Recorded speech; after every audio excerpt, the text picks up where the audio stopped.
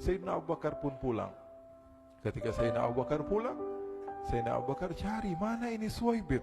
Kita semua sudah lapar. Kata Nuaiman dengan mudahnya dia mengatakan, sudah saya jual wahai Abu Bakar.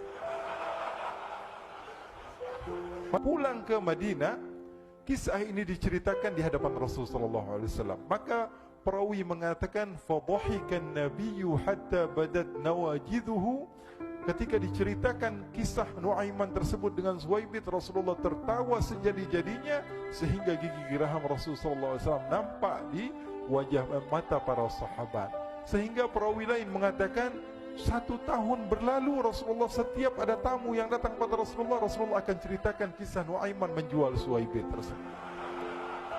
Bahkan dikatakan tidaklah Rasulullah SAW dalam keadaan bersedih kecuali Nuaiman datang Rasulullah akan tersenyum. Jadi sebagian sahabat itu senang kalau sudah Nuaiman datang, pasti Rasulullah bahagia.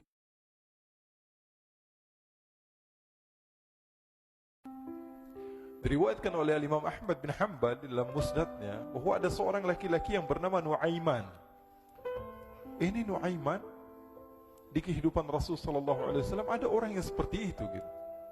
Orang yang sering minum minuman keras. Rasul sallallahu alaihi wasallam marah, murka. Rasulullah kalau yang berhubungan dengan Rasulullah tidak marah. Tapi kalau sudah berhubungan dengan agama, Rasulullah SAW adalah orang yang paling marah, orang yang paling istiqamah dalam kebenaran. Maka Rasulullah panggil Nuaiman, apa yang kau lakukan? Dia katakan, aku minum minuman keras ya Rasulullah. Rasulullah cambuk dia. Kemudian dia bertobat kepada Allah. Kemudian ketahuan lagi minum. Kemudian dicambuk lagi oleh Rasulullah SAW, sehingga sebagian sahabat memukul dia dengan pukulan yang banyak. Sehingga apa yang berlaku? Sebagian sahabat mengatakan, la'natullahi ala Nuaiman. Semoga Allah melaknat Nuaiman. Dia mempermainkan Rasulullah. Dia bilang sudah mau taubat tapi minum lagi. Dia bilang sudah mau taubat tapi minum lagi.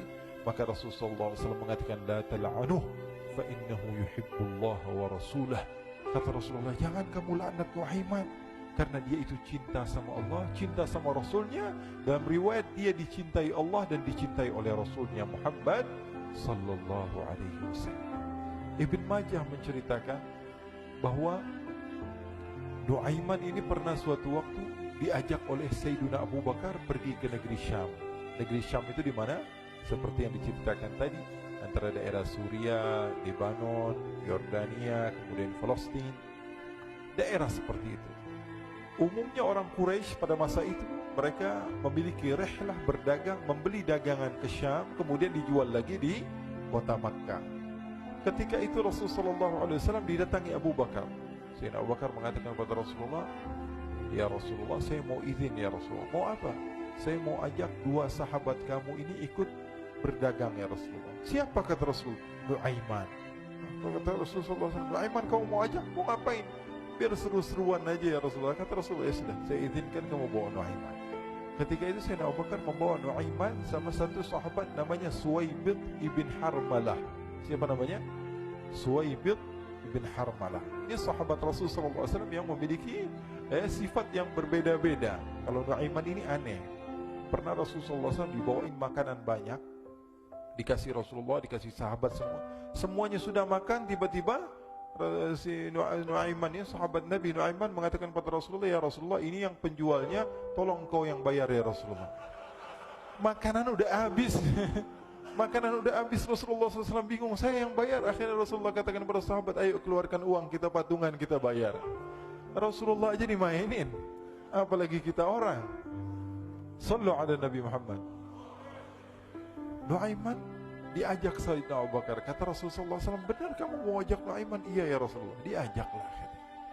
Diceritakan dalam riwayat Ibn Majah, diceritakan juga dalam Siyar A'lam Nubala, diceritakan juga dalam musnadnya Imam Ahmad bin Hanbal, dalam riwayat Imam Ahmad bin Hanbal. Maka diceritakan Nuaiman diajak oleh Sayyidina Abu Bakar. Sesampainya di negeri Syam, semua dibagi tugas. Fulan bin Fulan kerjaannya ini, Fulan bin Fulan kerjaannya ini, semua memiliki kerjaan. Nuaiman tanya, wahai Abu Bakar, kerjaannya saya apa wahai Abu Bakar? Kata Sayyidina Abu Bakar, kamu mau ngapain terserah kamu wahai Nuaiman. Yang penting kamu ikut saya kan. Kemudian satu di antara mereka namanya Suwaibit ibn Harmalah. Ditanya oleh Sayyidina Abu Bakar, wahai Suwaibit, kamu mau kerjaan apa? Kata Suhaibit, terserah kamu wahai Abu Bakar. Kata Sayyidina Abu Bakar, kamu menjaga makanan, karena saya tahu kamu ini adalah orang yang senantiasa menjaga amanah. Suhaibit ini kalau disuruh maju, dia maju, disuruh mundur, dia mundur, disuruh ke kanan, dia ke kanan, disuruh ke kiri, dia ke kiri. Orang yang ikut aja. Kalau Nuaiman beda, disuruh maju, dia ke belakang, kasih sen kanan, ke kiri, belok. Nuaiman itu orang yang berbeda. Maka Suhaibit mendapatkan tugas, semua mendapatkan tugas kecuali Nuaiman.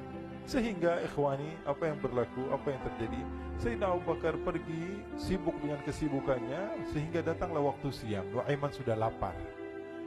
Nuaiman cari makanan. Dia nggak punya uang, diajak Sayyidina Abu Bakar tapi tidak diberikan uang. Sehingga dia cari-cari makanan. Dia tahu Suhaibit yang jaga makanan, dikatakan, wahai Suhaibit, saya mau makan, berikan kepada saya satu roti saja. Yang terpenting apa? Saya makan sekarang, saya sudah lapar.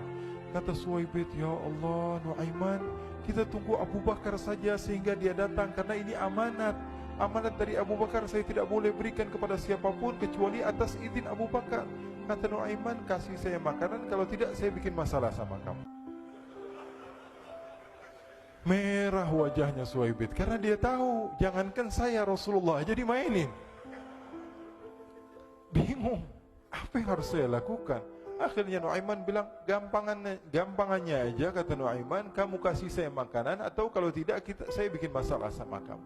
Bingung Suhaibit, pikir panjang. Setelah itu dia katakan, ya sudah Nuaiman, saya tetap mau jaga amanah Abu Bakar, karena saya takut ini adalah perintahnya Allah, perintahnya Rasulullah SAW, dan perintah daripada Abu Bakar, sahabatnya Nabi. Kata Nuaiman, kalau memang begitu kamu maunya, ya sudah, berarti kamu ngajakin berantem sama saya. Nuaiman pergi ke pasar. Dia cari-cari tempat penjualan hamba sahaya. Dia lihat-lihat beberapa hamba sahaya. Ini berapa harganya? Ini katanya 10 qalanis.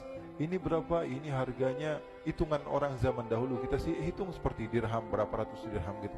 200 dirham. Yang ini berapa? 300 dirham. Yang ini berapa harga hamba sahaya? 300 dirham. Harganya antara 300, 200 sampai 100. Kemudian Nuaiman mengatakan kepada penjual hamba sahaya tersebut, saya punya juga hamba sahaya, tapi saya jual cuma 20 dirham saja, murah. Katanya, apa benar ada hamba saya harganya segitu? Iya, karena dia punya aib, ada kekurangan. Apa? Nanti kalau kalian tangkap, dia bakalan teriak, saya ini bukan hamba sahaya tapi orang merdeka.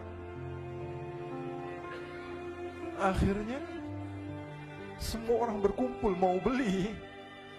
Ini Nuaiman sama Nuaiman diajak ke Suhaibit bin Harmalah tadi.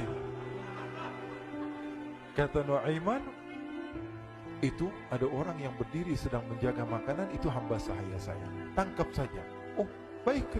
Diberikan uang 20 dirham, dimasukkan oleh Nuaiman ke kantongnya, kemudian Suhaibit ditangkap. Ketika ditangkap, Suhaibit teriak, saya bukan hamba saya orang merdeka. Maka orang-orang tersebut mengatakan, saya sudah tahu kekurangan kamu. Ini memang kekurangan kamu, memang kamu, tapi saya tidak perlu dengan bacot kamu, yang penting kerjanya kamu gitu.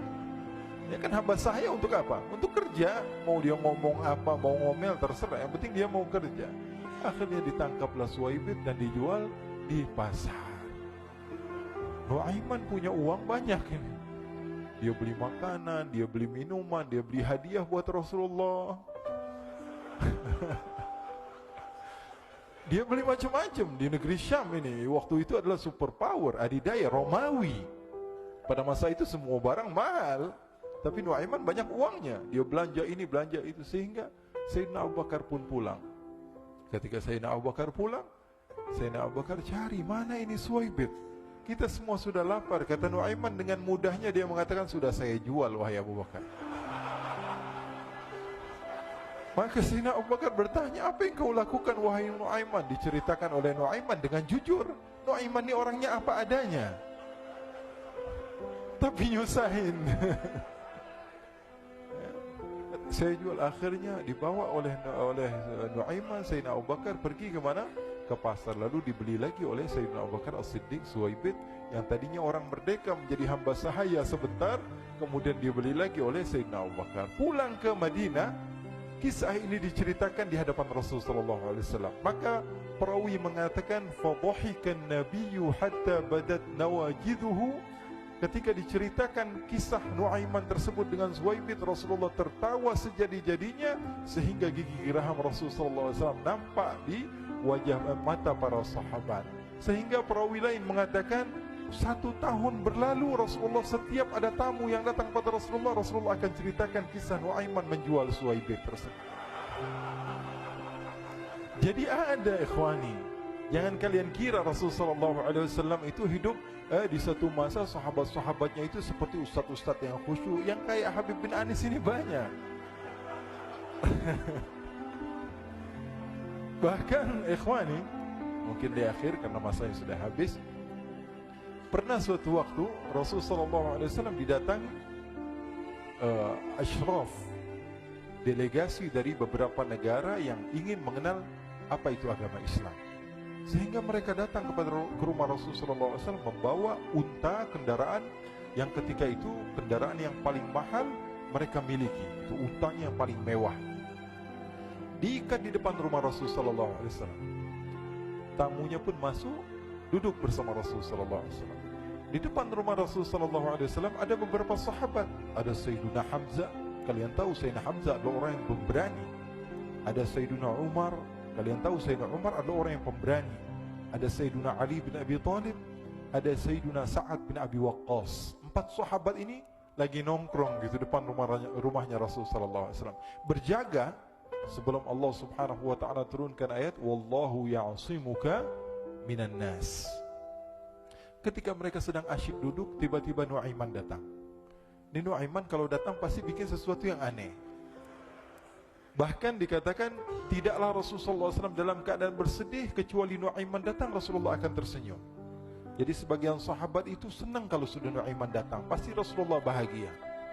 Tapi ketika itu Nuaiman datang, ingin duduk bareng-bareng Sayyidina Hamzah. Sayyidina Hamzah katakan kepada Nuaiman, bercanda begitu, Nuaiman, kamu lihat unta orang datang dari luar Arab ini.